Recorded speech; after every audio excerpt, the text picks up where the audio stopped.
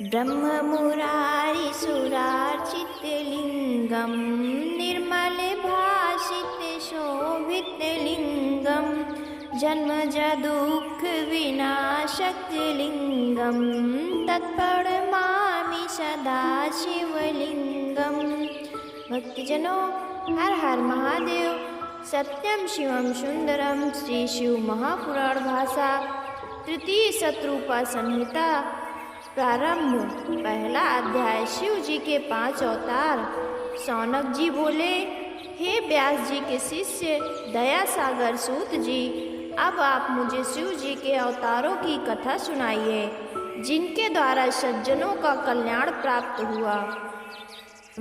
सूत जी बोले, हे मुने, हे सौनक जी, आप ध्यान से सुनिए। मैं शिव जी के अवतारों को कहता हूँ। यही बात पहले सनत कुमार जी ने साक्षात शिव मूर्ति नंदीश्वर से पूछी थी।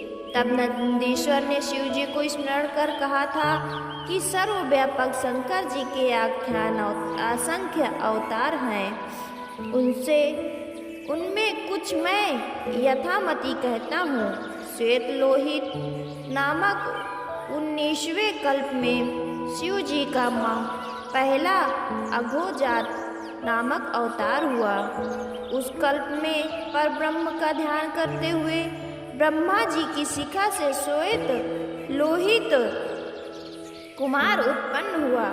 उन्हें सघोजात शिव जानकर ब्रह्मा जी प्रसन्न हो उनका बारंबार चिंतन करने लगे।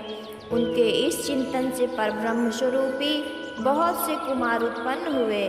सुनंदन, नंदन, विश्वनंदन तथा उपनंदन, ये 5 शिव जी के अवतार हुए। इस प्रकार के उनके नाम थे। तथा सघोजात शंभु जी ने ब्रह्मा जी को ज्ञान देकर सृष्टि उत्पन्न करने की शक्ति दी। इतने में रक्त नामक 20वां कल्प आ गया और ब्रह्मा जी रक्त वर्ण के हो गए। फिर उनके वैसा ही लाल नेत्रों वाला रक्त वर्ण का एक पुत्र उत्पन्न हुआ।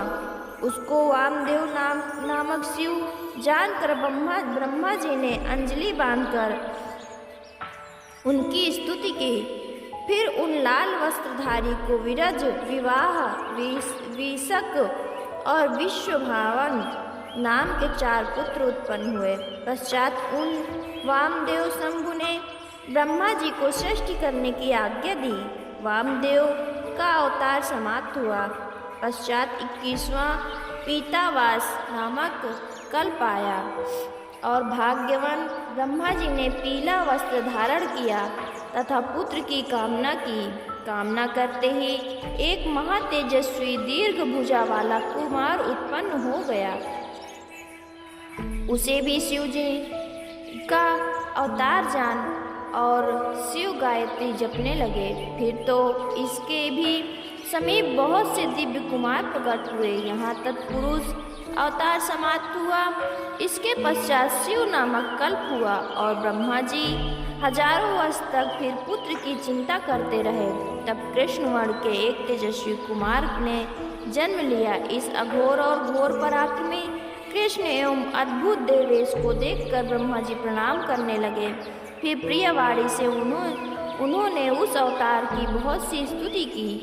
पश्चात उनके समीप 4 के कृष्ण के 4 महात्मा कुमार प्रकट हुए, जिनका नाम क्रमशः कृष्ण शिखा, कृष्णास्य और कृष्ण कंठधारी हुआ। ये सभी अव्यक्त नाम वाले तेजस्वी और शिव स्वरूप ही थे। इन्होंने भी ब्रह्मा जी की सृष्टि विस्तार के लिए अद्भुत घोर नामक योग को किया। इस प्रकार अघोर अवतार समाप्त हुआ। पश्चात परम अद्भुत विश्वरूप नामक कल्प हुआ, जिसमें ब्रह्मा जी के चिंतन से सरस्वती का प्रादुर्भाव हुआ। साथ ही वैसे ही वेश धारण किए हुए परमेश्वर भगवान ईश भी प्रकट हुए। उन अजवी विभु शिव को देखकर ब्रह्मा जी ने उन्हें प्रणाम किया। ईश्वर ने ब्रह्मा जी को सन्मार्ग का उपदेश किया। फिर अपनी शक्ति से शुभ 4 बालकों की कल्पना की। जटी, मुंडी, शिखंडी और अर्धमुंडी। परंतु इन बालकों ने भी योग का मार्ग लिया। ईशान अवतार समाप्त।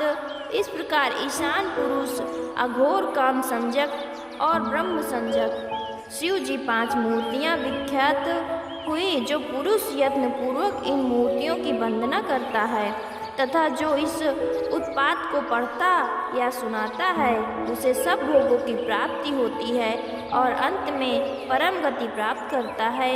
तृतीय शतरुद्र सहित का पहला अध्याय समाप्त। दूसरा अध्याय शिव जी की 8 मूर्तियों का वर्णन। नंदीश्वर जी बोले, हे तात, शिव जी के अवतारों को सुनो जो लोकों में सब कार्यों को पूर्ण करने वाला है। शिव जी का पहला सर्व, दूसरा भव, तीसरा रुद्र, चौथा उग्र, पांचवा भीभ, छठवां पशुपति, सातवां ईशान और 8वां महादेव। ये 8 मूर्तियां सूत्र में मड़ियों के समान पिरोई हुई हैं और भूमि, जल, अग्नि, पवन, आकाश, सूर्य और चंद्र क्रमशः उनमें अधिष्ठित हैं। शास्त्रों का कहना है कि शंकर महेश विशंभर के रूप में इसी प्रकार चराचर जगत को धारण करते हैं। इस प्रकार परमात्मा शिव का भव रूप जलात्मक है जो संसार को जलाने वाला है तथा संसार को पालता और चलाता है। वो शिव का उग्र नामक रूप है। फिर शिव जी का एक आकाशात्मक भीम रूप है जिससे राग समुदाय का भेदन होता है। ये सब आत्माओं का अधिष्ठाता है। फिर पशुपति नामक शिव का जो रूप है वो समस्त पशु जीवों का पास काटने वाला है तथा जो शिव जी का ईशान नामक रूप है वो सूर्यात्मक होकर संसार को प्रकाश देने वाला है जो कि आकाश में प्रसारित है। फिर महादेव नामक जो शिव जी का रूप है वो अमृत किरणों वाला संसार का तृप्ति करता है। 8वां मूर्त अमूर्त सब में व्यापक शिव जी का वो आत्मा नामक रूप है जिससे ये संसार शिव रूपी ही है। जैसे वृक्ष की मूल को सींचने से शाखाएं पुष्ट होती हैं वैसे ही शिव अर्चना करने से समस्त विश्व की पुष्टि होती है। इस प्रकार शिव जी अपनी इन 8 मूर्तियों से संसार में अधिष्ठित हैं। कल्याण के इच्छुक पुरुष के योग्य हैं कि वो इनकी सेवा करते हैं क्योंकि शिव जी ही परम कारण और रुद्र रूप हैं। अतः सर्वभाव से इनका भजन करना चाहिए। तृतीय शतरुद्र संहिता का दूसरा अध्याय समाप्त।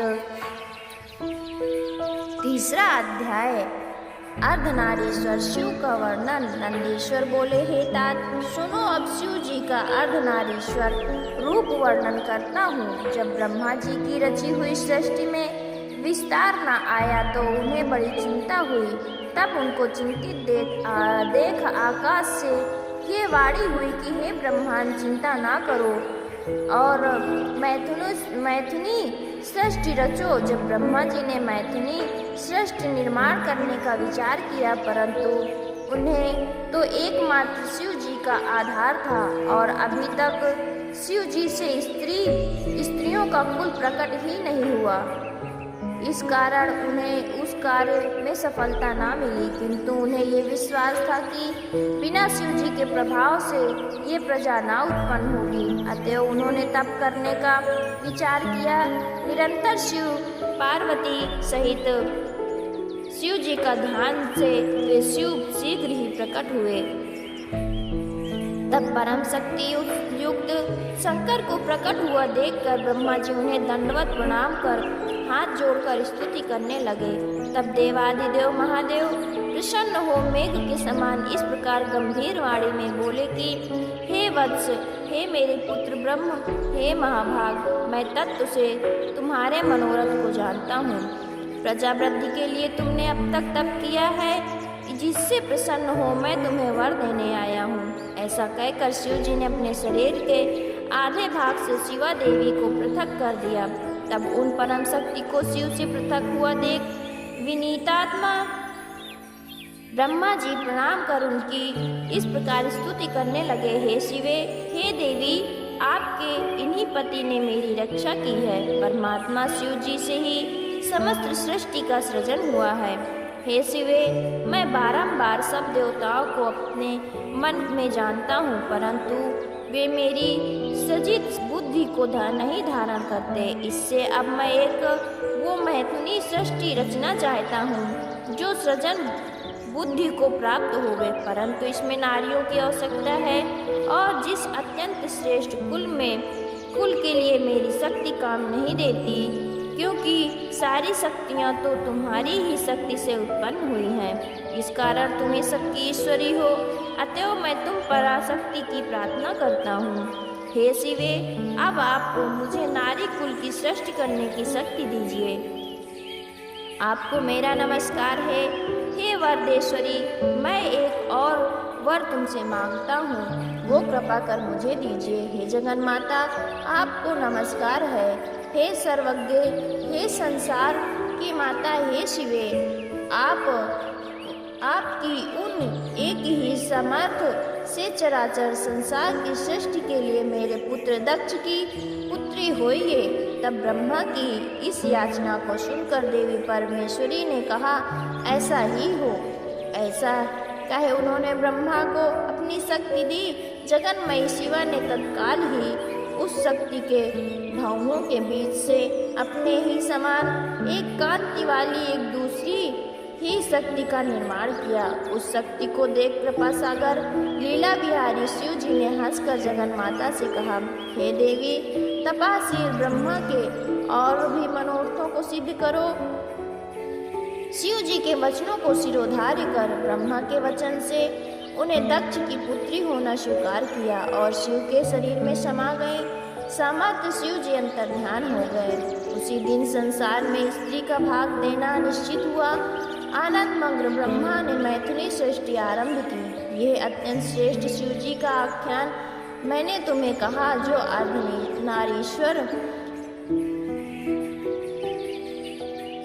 अर्धनारी नरार्ध नाम से सज्जनों का मंगल करने वाला है। जो पुरुष इस पुरुषदायक कथा को पढ़ता या सुनता है, वो सब लोगों को भोग कर अंत में मोक्ष का भागी होता है। तृतीय शतरुद्र संहिता का तीसरा अध्याय समाप्त। भक्तजनों, हर हर महादेव, हर हर महादेव।